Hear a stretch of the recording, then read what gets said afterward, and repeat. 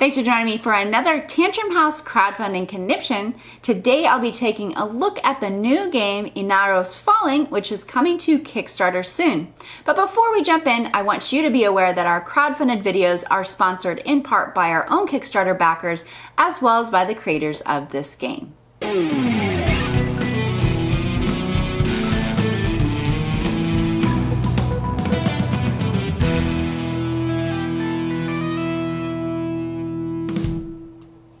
Welcome to Tantrum House Studio 3. I'm Sara Meadows, and today I'm talking about the game Ynaros Fallin, which is coming from Peekwick Dreams.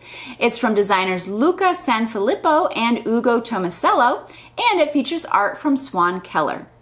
It's a grid-based area control hand management game for 1 to 4 players that takes about an hour to play. In the game, you will be facing off against your opponent in an attempt to conquer magical lands and gain powerful abilities by converting your followers into powerful shamans, and hopefully you'll win the game. Now in this video, I won't be sharing any opinions about the game, but I do want to show you off how the game looks and plays so that you can make an informed decision when it comes to becoming a backer on Kickstarter. Now, this game is meant to be played as a 1v1 game or in teams, so setup will vary a little depending on how you play and at which level. Now, we will look at the level 1 scenario.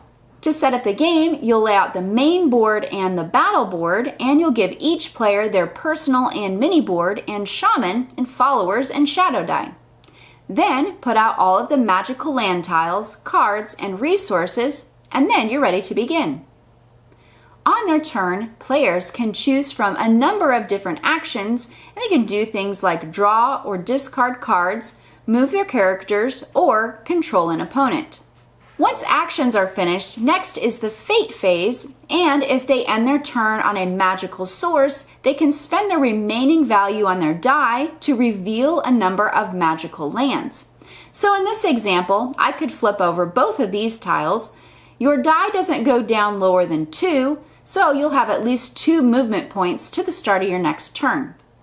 And later, once magical lands have already been revealed, if a player ends their movement on a tile during the fate phase, they can claim it and add it to their personal board. The first player to claim 6 magical lands will trigger the end of the game. However, none of that matters if you lose it all in battle first. Anytime a player lands on the space of an opponent, a battle can take place.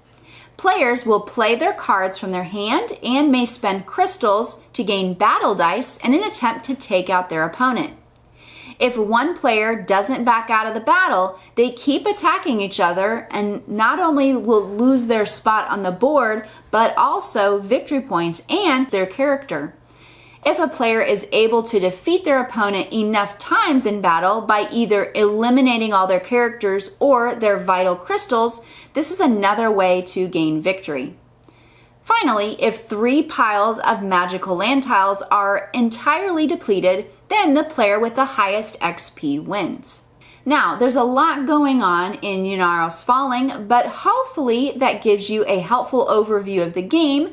Players will be taking 2 actions each turn and strategically trying to outwit their opponents as they manage their resources and move around the board.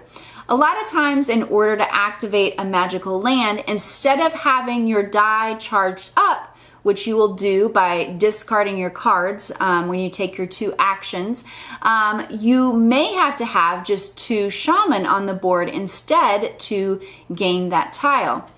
And there are a couple of different ways you can upgrade a follower into a shaman. You can make it all the way across the board to your opponent's hearth and either spend a crystal if no one's there, or if your opponent is there in their hearth, you'll need to beat them in a battle match.